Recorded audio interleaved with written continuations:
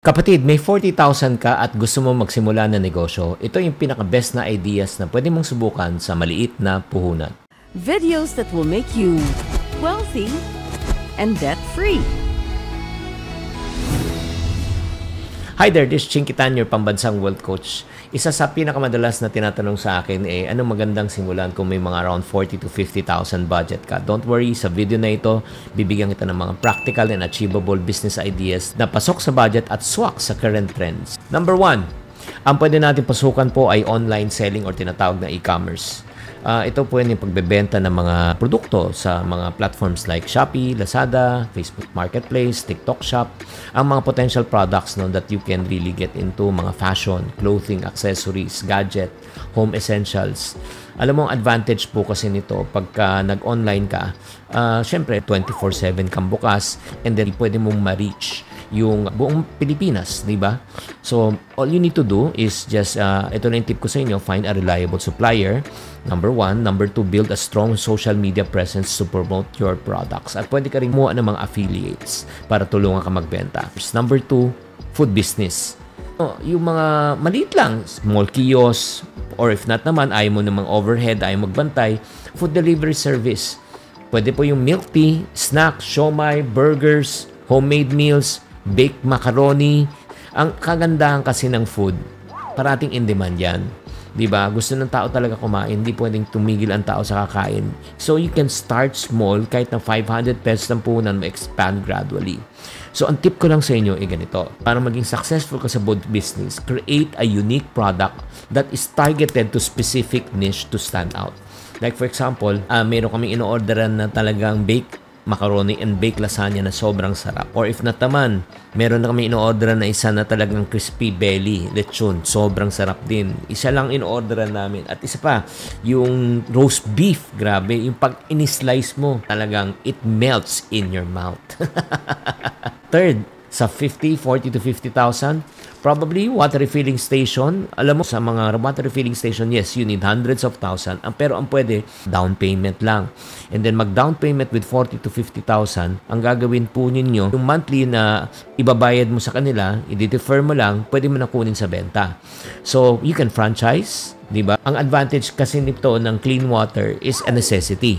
Diba? Kaya hindi mo na kailangang ibenta. Ang importante lang, number 1, maganda allocation mo. And then, syempre, maganda yung partner mo. And then, number 3, syempre, yung bebentahan mo. Kailangan meron ka ng mga bebentahan. So, number 4, yung mga cellphone business accessories. Pwede ka bumili ng wholesale and then pwede mo ibenta ng retail like phone cases, screen protector, chargers.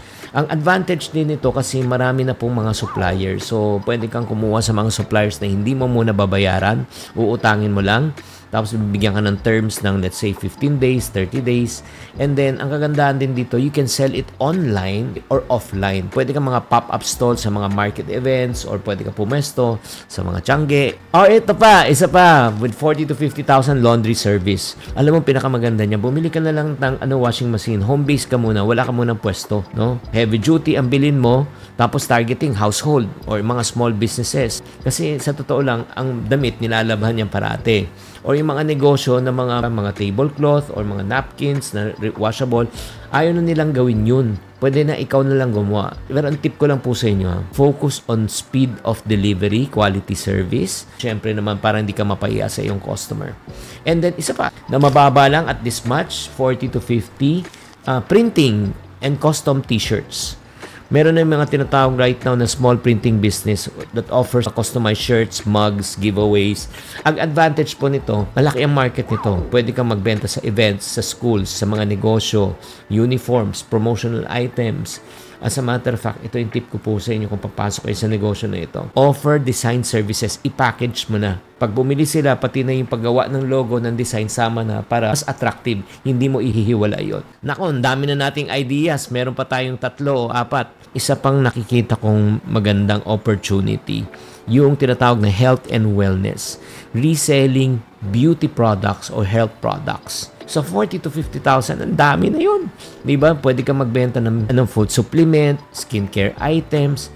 Ang advantage po nito, ang tao po kasi gustong magpaganda at gustong magpabata. High in demand, Kailangan lang magaling ka lang sa social media marketing. So, find a product or a brand that is already well-known. Ang gagawin mo lang, ipopromote mo lang sila. Or pwede ka rin mag-affiliate marketing. Number 8, isa pang pwedeng magandang negosyo. Siyempre, coffee is life. Mag-mobile coffee cart ka. May kausap nga ako, may na-interview nga sa show eh. Sa halagang 30,000, meron na siyang yung mobile. Nilagay lang niya sa motorcycle. Tapos, yun ang ginagawa niya. Pumupwesto-pwesto lang siya at bumibenta siya ng mga 5,000 to 8,000 pesos a day. Benta po. At ang profit margin niya nasa 40%. Not bad. Kikita na siya ng 2 to 3,000 a day. Ilagay mo lang sa high foot traffic areas like school and offices. Bakit? Ang advantage kasi ng coffee, popular product na siya. Tao talaga mahilig sa kape, lalo ng Pinoy. So, ang tip ko lang sa iyo, keep your setup simple. Portable, para you can change locations just in case hindi maganda yung isang location mo. Number 9, okay na pwede mong pasukan din na hindi masyadong pinapansin ng tao, lalo na kung may experience ka sa salon. Personal care services. So, hindi mo kailangan ng pwesto. Mag-offer ka ng home care services. Parang lang, bahay lang.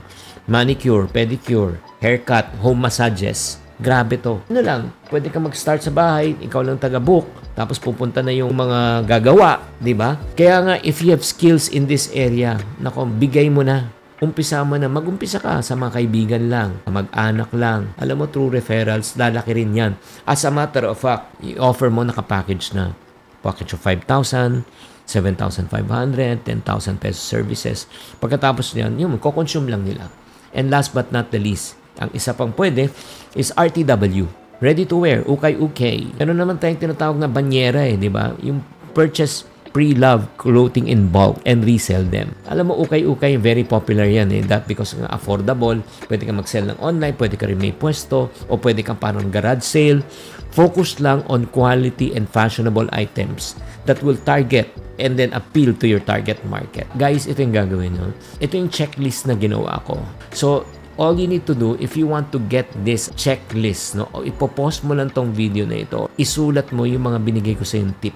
As a matter of fact, kung gusto mo talaga ng inside information on how you can really run and become successful in this business, I want to invite you to a special course that I created, parang how to start your business from scratch. Kung gusto niyo talagang matuto kung paano kayo mag-start ng business from scratch, clueless po kayo, sagot na kita dahil meron ako step-by-step guide na online course that you can learn from it.